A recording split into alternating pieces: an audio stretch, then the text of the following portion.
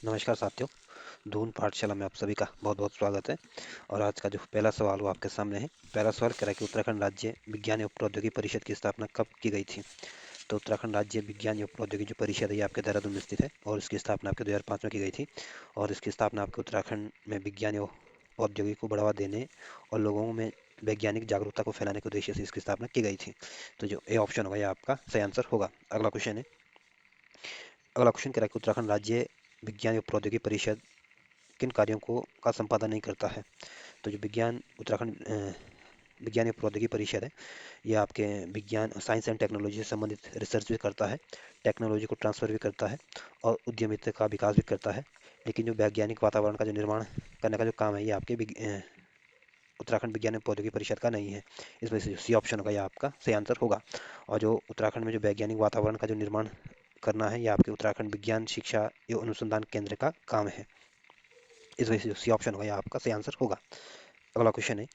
अगला क्वेश्चन कह रहा है कि उत्तराखंड विज्ञान शिक्षा एवं अनुसंधान केंद्र की स्थापना किस वर्ष की गई थी। तो जो उत्तराखंड विज्ञान शिक्षा अनुसंधान केंद्र है ये आपके देहरादून में स्थित है और इसकी स्थापना आपके 2005 में की गई थी। और इसका काम है कि वैज्ञानिक सोच को बढ़ावा देना, वैज्ञानिक वातावरण का वैज्ञानिक वातावरण तैयार करना है और विचारों का आदान प्रदान करना इसका प्रमुख काम है। तो जो बी ऑप्शन होगा ये आपका सही आंसर होगा। अगला क्वेश्चन है। अगला क्वेश्चन कह रहा है कि उत्तराखंड विज्ञान शिक्षा एवं अनुसंधान केंद्र किन कार्यों को करता है। तो उत्तराखंड विज्ञान शिक्षा अनुसंधान केंद्र जो है ये आपके शैक्षणिक संस्थानों में अनुसंधान केंद्रों में विचारों का भी आदान प्रदान करता है, विचारों का समन्वय भी करता है और वैज्ञानिक वातावरण का निर्माण भी करता है। तो ये सारे काम करता है। तो इस वजह से जो डी ऑप्शन होगा ये आपका सही आंसर होगा। अगला क्वेश्चन है। अगला क्वेश्चन कह रहा है कि उत्तराखंड अंतरिक्ष उपयोग केंद्र की स्थापना कब की गई थी। तो जो उत्तराखंड अंतरिक्ष उपयोग केंद्र है ये आपके देहरादून में और ये आपके एक तरह से स्वायत्त शासी संस्था है। और इसकी स्थापना आपके 21 सितंबर 2005 को की गई थी। तो जो ए ऑप्शन होगा ये आपका सही आंसर होगा। और इसकी स्थापना आपके सुदूर शिक्षा, प्राकृतिक संसाधनों के प्रबंधन, आपदा प्रबंधन आदि क्षेत्रों में विकास के लिए की गई थी। तो ए ऑप्शन सही आंसर है। अगला क्वेश्चन है। अगला क्वेश्चन कह रहा है कि उत्तराखंड अंतरिक्ष उपयोग केंद्र किन क्षेत्रों के विकास में योगदान प्रदान करता है। तो जो उत्तराखंड अंतरिक्ष उपयोग केंद्र है ये आपके देहरादून में और ये आपके सुदूर संवेदन क्षेत्र में भी काम करता है, प्राकृतिक संसाधनों का प्रबंधन भी करता है, आपदा प्रबंधन के क्षेत्र में भी काम करता है। तो ये सारे काम आपके उत्तराखंड अंतरिक्ष उपयोग केंद्र करता है। तो जो डी ऑप्शन होगा ये आपका सही आंसर होगा। अगला क्वेश्चन है। अगला क्वेश्चन कह रहा है कि रूटैग का विस्तृत रूटैग का पूरा नाम क्या है। तो रूटैग एक तरह से आपकी परियोजना है और इसका जो रूटैग का जो उद्देश्य है या इस परियोजना का जो उद्देश्य है आपके जो विज्ञान और साइंस एंड जो टेक्नोलॉजी है इसको ग्रामीण क्षेत्रों में पहुंचाकर लोगों के जीवन स्तर को ऊपर उठाना है। और इस रूटैग का पूरा नाम आपके रूरल टेक्नोलॉजी एक्शन ग्रुप है। तो जो बी ऑप्शन होगा ये आपका सही आंसर होगा। और इस परियोजना को आपके विज्ञान एवं प्रौद्योगिकी मंत्रालय के सहयोग से इसको चलाई जा रही है। और इसका मकसद आपके साइंस एंड टेक्नोलॉजी को ग्रामीण क्षेत्रों में पहुंचाकर उनके जीवन में सुधार करना है। तो जो बी ऑप्शन होगा ये आपका सही आंसर होगा। अगला क्वेश्चन है। अगला क्वेश्चन कह रहा है कि विज्ञान एवं प्रौद्योगिकी मंत्रालय के सहयोग से संचालित रूटैक परियोजना का मुख्य उद्देश्य क्या है। तो जो रूटैक परियोजना का जो मुख्य उद्देश्य है आपके विज्ञान और प्रौद्योगिकी को ग्रामीण क्षेत्रों तक पहुंचाकर उनके जीवन स्तर को उठाना है। तो जो ए ऑप्शन होगा ये आपका सही आंसर होगा। अगला क्वेश्चन है। अगला क्वेश्चन कह रहा है कि राज्य में प्लेनेट अर्थ कार्यक्रम की शुरुआत किस संस्था के द्वारा की गई थी, द्वारा किया गया था। तो जो उत्तराखंड में जो प्लेनेट अर्थ कार्यक्रम की जो शुरुआत की थी ये आपके राज्य विज्ञान एवं प्रौद्योगिकी परिषद ने की थी। तो जो ए ऑप्शन होगा ये आपका सही आंसर होगा। और ये राज्य विज्ञान एवं प्रौद्योगिकी परिषद आपके देहरादून में और इसकी स्थापना आपके 21 फरवरी 2005 को किया गया था इसका गठन। और जो राज्य विज्ञान एवं अनुसंधान केंद्र है ये भी आपके देहरादून में और इसकी स्थापना भी आपके 2005 में की गई थी। जो राज्य अंतरिक्ष उपयोग केंद्र है ये भी आपके देहरादून में और इसकी स्थापना आपके 21 सितंबर 2005 को की गई थी। तो जो ए ऑप्शन होगा ये आपका सही आंसर होगा। अगला क्वेश्चन है। अगला क्वेश्चन करेक्ट निम्नलिखित में से कौन सा कार्यक्रम वैज्ञानिक प्रतिभाओं को राज्य और देश के सामने लाने संबंधी उद्देश्य से संबंधित है। तो जो प्लेनेट अर्थ कार्यक्रम है ये आपके वैज्ञानिक प्रतिभाओं को राज्य देश के सामने लाने के उद्देश्य से इसको चलाया गया है। तो जो सी ऑप्शन होगा ये आपका सही आंसर होगा। और ये प्लेनेट अर्थ कार्यक्रम आपके विज्ञान एवं प्रौद्योगिकी परिषद के द्वारा इसका संचालन किया जा रहा है या इसके द्वारा चलाया जा रहा है। तो जो सी ऑप्शन होगा ये आपका सही आंसर होगा। और जो विज्ञान धाम है ये आपके देहरादून में और इसकी स्थापना आपके 2016 में की गई थी। और जो रूटैग है ये आपका ग्रामीण क्षेत्रों में आपके साइंस एंड टेक्नोलॉजी को ले जाना है और वहाँ पे लोगों के जीवन में को उठाना या उनके जीवन में सुधार लाना है। जो ज्ञानोत्कर्ष परियोजना है ये आपके एक तरह से ये भी आपके एक तरह की परियोजना है। और ये इसमें आपके जो सरकारी कर्मचारी होते हैं उनको व्यक्तिगत रूप से कंप्यूटर खरीदने के लिए लोन दिया जाता है। और इसका जो ज्ञान उत्कर्ष परियोजना, इसका संचालन आपके इंटेल कंपनी के द्वारा किया गया है। तो जो सी ऑप्शन होगा ये आपका सही आंसर होगा। अगला क्वेश्चन है। अगला क्वेश्चन कह रहा है कि विज्ञान एवं प्रौद्योगिकी को शिक्षा एवं उद्योग को जोड़ने हेतु विज्ञान धाम की स्थापना राज्य में कहाँ की गई है? तो जो विज्ञान धाम है ये आपके देहरादून में, और इसकी स्थापना आपके 2016 में की गई थी। तो जो डी ऑप्शन होगा ये आपका सही आंसर होगा। और जो ऋषिकेश ये आपके देहरादून जनपद में आता है, और ये गंगा और चंद्रभागा के संगम पर स्थित है। और उत्तराखंड का जो एम्स है ये आपके ऋषिकेश में स्थित है। जो हरिद्वार है उत्तराखंड का सबसे बड़ा जनपद है जनसंख्या के मामले में, और सबसे अधिक जनघनत्व वाला जनपद है। जो नैनीताल जनपद है आपके कुमाऊं मंडल का जनपद है, और 1891 में इसको डिस्ट्रिक्ट बनाया गया था। तो जो डी ऑप्शन होगा ये आपका सही आंसर होगा। अगला क्वेश्चन है। अगला क्वेश्चन करा कि एक नाली जमीन होती है। तो जो एक नाली जमीन होती है आपकी 200 वर्ग मीटर के बराबर होती है। तो जो बी ऑप्शन होगा ये आपका सही आंसर होगा। अगला क्वेश्चन है। अगला क्वेश्चन करा कि राज्य में आरोही परियोजना किस कंपनी के सहयोग से आरंभ की गई है? तो जो आरोही परियोजना है ये आपके माइक्रोसॉफ्ट माइक्रोसॉफ्ट कंपनी है, और इंटेल कंपनी के सहयोग से इसको शुरू किया गया था। तो जो सी ऑप्शन होगा ये आपका सही आंसर होगा। और आरओई आरओई परियोजना का उद्देश्य है कि 10वीं और 12वीं के जो कक्षा के जो छात्र होते हैं, या यूँ बोले कि 10वीं 12वीं की कक्षा में कंप्यूटर शिक्षा को उपलब्ध कराना इसका उद्देश्य है, या इस परियोजना को इसलिए चलाया गया था, या इस परियोजना का उद्देश्य है। तो जो सी ऑप्शन होगा ये आपका सही आंसर होगा। अगला क्वेश्चन है। अगला क्वेश्चन कह रहा है कि किस परियोजना का उद्देश्य राज्य में हाई स्कूल और इंटरमीडिएट की विद्यालयों में कंप्यूटर शिक्षा उपलब्ध कराना है? तो जो आरोही परियोजना है इसका उद्देश्य आपके हाई स्कूल और 10वीं और 12वीं के जो विद्यालयों में कंप्यूटर शिक्षा उपलब्ध कराना है। तो जो डी ऑप्शन होगा ये आपका सही आंसर होगा। और जो शिखर परियोजना ये आपके एक्टेक कंपनी और ECIL कंपनी के सहयोग से इसको शुरुआत की गई थी।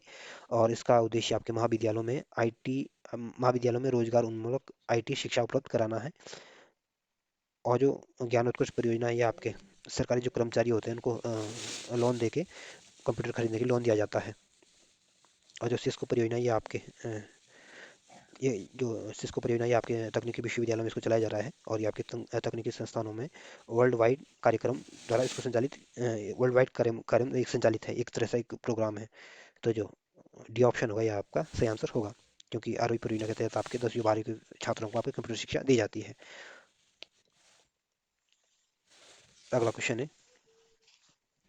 अगला क्वेश्चन करेंगे शिक्षकों को कंप्यूटर से संबंधित विशेष प्रशिक्षण प्रदान करने हेतु माइक्रोसॉफ्ट अकादमी की स्थापना कहाँ की गई है? तो जो माइक्रोसॉफ्ट सॉफ्ट अकादमी की स्थापना की गई है आपके देहरादून में की गई है। तो जो ए ऑप्शन होगा ये आपका सही आंसर होगा। और इस माइक्रोसॉफ्ट अकादमी की स्थापना आपके शिक्षकों को कंप्यूटर शिक्षा देने के लिए, या कंप्यूटर शिक्षा की ट्रेनिंग देने के लिए की गई थी। और जो हेरिटेज भवन है ये आपके नैनीताल में है। और टिहरी में आपके IT अकादमी है। और अल्मोड़ा आपके कुमाऊं मंडल का एक डिस्ट्रिक्ट है। तो जो ए ऑप्शन होगा ये आपका सही आंसर होगा। अगला क्वेश्चन है। अगला क्वेश्चन करेंगे डी स्पेस डिजिटल लाइब्रेरी योजना, जिसमें उत्तराखंड सरकार द्वारा निम्न में से किसके सहयोग से विभिन्न विश्वविद्यालयों को आपस में नेटवर्किंग के जोड़िए नेटवर्किंग के जरिए जोड़ने के उद्देश्य से चलाई जा रही है? तो HP के सहयोग से डी स्पेस डिजिटल लाइब्रेरी योजना चलाई जा रही है, और इसका आपको उत्तराखंड सरकार द्वारा विभिन्न विश्वविद्यालयों में आपस में नेटवर्क के जरिए जोड़ने का काम कर रही है। तो जो सी ऑप्शन होगा ये आपका सही आंसर होगा। और जो BHEL है ये आपके हरिद्वार में स्थित है, और जो BEL है भारत इलेक्ट्रॉनिक्स लिमिटेड ये आपके कोटद्वार में स्थित है। तो जो सी ऑप्शन होगा ये आपका सही आंसर होगा। अगला क्वेश्चन है। अगला क्वेश्चन, एक तरफ संस्थान दिए गए, दूसरी तरफ इनके स्थान दिए गए, और आपको उनको सही सम्मिलित करना है। तो जो माइक्रोसॉफ्ट अकादमी है आपके देहरादून में स्थित है। और IT अकादमी भी आपकी IT अकादमी आपके टिहरी गढ़वाल में स्थित है। और विज्ञान धाम जो है ये आपके देहरादून के जादरा में स्थित है। और जो IT पार्क है ये आपके देहरादून के शस्त्रधारा में स्थित है। तो इस तरह से आप इनको मिलाने की कोशिश करोगे, तो जो सी ऑप्शन होगा ये आपका सही आंसर होगा। अगला क्वेश्चन है। अगला क्वेश्चन कह रहा है कि निम्नलिखित संस्थानों में से कौन सा देहरादून में अवस्थित नहीं है? तो जो माइक्रोसॉफ्ट अकादमी ये भी आपके देहरादून में स्थित है। IT अकादमी भी आपके देहरादून में स्थित है। और IT पार्क भी आपके देहरादून में स्थित है। और जो जैव प्रौद्योगिकी पार्क है ये आपके उधम सिंह नगर के पंतनगर में स्थित है। तो जो सी ऑप्शन होगा ये आपका सही आंसर होगा, क्योंकि आपके उत्तराखंड में आपके देहरादून जनपद में नहीं है। तो इस वजह से सी ऑप्शन आपका सही आंसर होगा। अगला क्वेश्चन है। अगला क्वेश्चन कह रहा है कि निम्न में से किस परियोजना के तहत उत्तराखंड सरकार सरकारी कर्मचारियों को इंटेल कंपनी के द्वारा व्यक्तिगत कंप्यूटर खरीदने के लिए ऋण प्रोत्साहन दे रही है? तो जो ज्ञान उत्कर्ष परियोजना है ये आपके इस योजना के माध्यम से इंटेल कंपनी के द्वारा जो सरकारी कर्मचारी हैं उनको कंप्यूटर खरीदने के लिए लोन दे रही है। तो जो बी ऑप्शन होगा ये आपका सही आंसर होगा। और जो शिखर परियोजना ये आपके महाविद्यालयों में IT शिक्षा उपलब्ध कराने के लिए चलाई जा रही है। तो जो बी ऑप्शन आपका सही आंसर होगा। अगला क्वेश्चन है। अगला क्वेश्चन कह रहा है कि महाविद्यालयों को रोजगार उन्मुख आईटी शिक्षा उपलब्ध कराने हेतु राज्य में किस परियोजना की शुरुआत की गई है? तो जो शिखर परियोजना है ये इसको आपके महाविद्यालयों में रोजगार उन्मुख आईटी शिक्षा उपलब्ध कराने के लिए इस परियोजना की शुरुआत की गई थी। तो जो बी ऑप्शन होगा ये आपका सही आंसर होगा। और जो 8वीं परियोजना है, इसमें आपके 10वीं और 12वीं की क्लास जो कक्षा होगी इसमें कंप्यूटर शिक्षा उपलब्ध कराना है। जो सिस्को परियोजना ये आपके तकनीकी महाविद्यालयों में इसको इस परियोजना को चलाया जा रहा है। और जो ज्ञान उत्कर्ष परियोजना है, इसमें आपके सरकारी कर्मचारियों को कंप्यूटर खरीदने के लिए ऋण दिया जाता है। तो जो बी ऑप्शन होगा ये आपका सही आंसर होगा। अगला क्वेश्चन है, अगला क्वेश्चन कह रहा है कि निम्नलिखित में से कौन सा कथन शिखर परियोजना के संदर्भ में असत्य है? ये ऑप्शन कह रहा है कि महाविद्यालयों में रोजगार परक आईटी शिक्षा प्राप्त कराना। तो ये ऑप्शन बिल्कुल ठीक है। जो शिखर परियोजना इसके तहत आपके महाविद्यालयों में रोजगार उन्मुख आईटी शिक्षा दी जाती है। बी ऑप्शन कह रहा है कि कंप्यूटर में महाविद्यालयों में कंप्यूटर लैब तैयार करना। तो दूसरा कथन भी दूसरा ऑप्शन बिल्कुल ठीक है। सी ऑप्शन कह रहा है कि देहरादून में माइक्रोसॉफ्ट अकादमी की स्थापना करना। तो सी ऑप्शन गलत है। सिस्को परियोजना के तहत आपके देहरादून में माइक्रोसॉफ्ट अकादमी की स्थापना नहीं की गई थी। डी ऑप्शन कह रहा है कि देहरादून टिहरी में के नरेंद्र नगर में आईटी अकादमी की स्थापना। तो डी ऑप्शन बिल्कुल ठीक है। जो आईटी अकादमी आपके नरेंद्र नगर में स्थित है और नरेंद्र नगर आपके टिहरी गढ़वाल में है। और इसकी स्थापना आपकी शिखर परियोजना के तहत की गई थी। तो इसमें आपको बताना था कौन सा ऑप्शन गलत है। तो जो सी ऑप्शन दिया गया है, गलत दिया गया है। अगला क्वेश्चन है, अगला क्वेश्चन कह रहा है कि सिस्को परियोजना का संचालन किन शैक्षिक संस्थानों में हो रहा है? तो जो सिस्को परियोजना का जो संचालन हो रहा है ये आपके तकनीकी विद्यालयों में हो रहा है। इस वजह से जो सी ऑप्शन होगा ये आपका सही आंसर होगा। अगला क्वेश्चन है, अगला क्वेश्चन कह रहा है कि उत्तराखंड में आईटी की नवीनतम तकनीकों को एक ही स्थान पर उपलब्ध कराने के हेतु स्थापित केंद्र का नाम क्या है? तो जो हेरिटेज भवन है ये आपके नैनीताल में, और ये आपके उत्तराखंड में आईटी की जो नवीनतम तकनीकी होगी इसको एक ही जगह उपलब्ध कराने के लिए इसको स्थापित किया गया है और इसका नाम हेरिटेज भवन रखा गया है। तो जो बी ऑप्शन होगा ये आपका सही आंसर होगा। और ध्यान रखना ये हेरिटेज भवन आपके नैनीताल में है। और जो विज्ञान धाम है ये आपके देहरादून में, और इसकी स्थापना आपके 2016 में की गई थी। जो सॉफ्टवेयर टेक्नोलॉजी पार्क है ये आपके देहरादून के शैलाकुई में स्थित है। और आईटी पार्क आपके देहरादून में है, और आईटी अकादमी आपके नरेंद्र नगर में है। तो जो बी ऑप्शन होगा ये आपका सही आंसर होगा। अगला क्वेश्चन है, अगला क्वेश्चन करा कि आईटीबीटी पार्क की स्थापना की गई है। तो आईटीबीटी पार्क की स्थापना आपके उधम सिंह नगर के पंतनगर में की गई है। तो जो ए ऑप्शन होगा ये आपका सही आंसर होगा। और जो रुड़की है आपके हरिद्वार जनपद में आता है। और यहाँ पे रुड़की में आपके भारत का पहला इंजीनियरिंग संस्थान की स्थापना की गई थी। तो ए ऑप्शन आपका सही आंसर है। अगला क्वेश्चन है, अगला क्वेश्चन कह रहा है कि राज्य में एचपी के सहयोग से संचालित डी स्पेस डिजिटल लाइब्रेरी योजना का मुख्य उद्देश्य है। तो डी जो डी स्पेस डिजिटल लाइब्रेरी की जो योजना है ये आपके एचपी के सहयोग से चलाई जा रही है। और इसका उद्देश्य आपके विभिन्न विश्वविद्यालयों में आपस में नेटवर्किंग के जरिए जोड़ना है। तो जो ए ऑप्शन होगा ये आपका सही आंसर होगा। अगला क्वेश्चन है, अगला क्वेश्चन कह रहा है कि उत्तराखंड राज्य ने भू अभिलेखों की जानकारी के लिए निम्न में से किस सॉफ्टवेयर को तैयार किया है? तो उत्तराखंड राज्य ने आपके देवभूमि सॉफ्टवेयर तैयार किया है, और इस देवभूमि सॉफ्टवेयर में आपके भू अभिलेखों की जानकारी प्राप्त होती है। इस वजह से जो सी ऑप्शन होगा ये आपका सही आंसर होगा। और जो उत्तरा पोर्टल है ये आपके इसको आपके यूएनडीपी के सहयोग से 105 सरकारी विभागों एवं संस्थाओं की सूचनाएं उत्तरा पोर्टल में उपलब्ध कराई जाती है। और जो अर्बन पोर्टल है आपके उत्तराखंड के नागरिकों को सिंगल विंडो के माध्यम से सेवाएं प्रदान करने और रिकॉर्ड को अपडेट करने के लिए अर्बन पोर्टल उपलब्ध कराया गया है।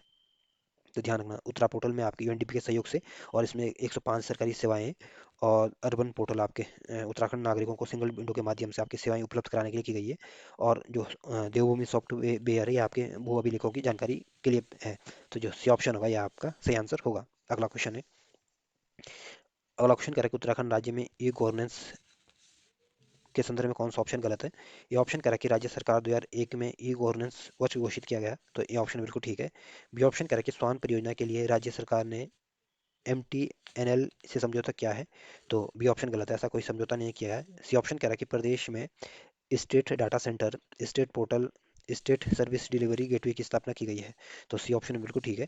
डी ऑप्शन कह रहा है कि राज्य में नागरिकों को सिंगल विंडो के माध्यम से सेवा देने के लिए हर्बन पोर्टल बनाया गया है।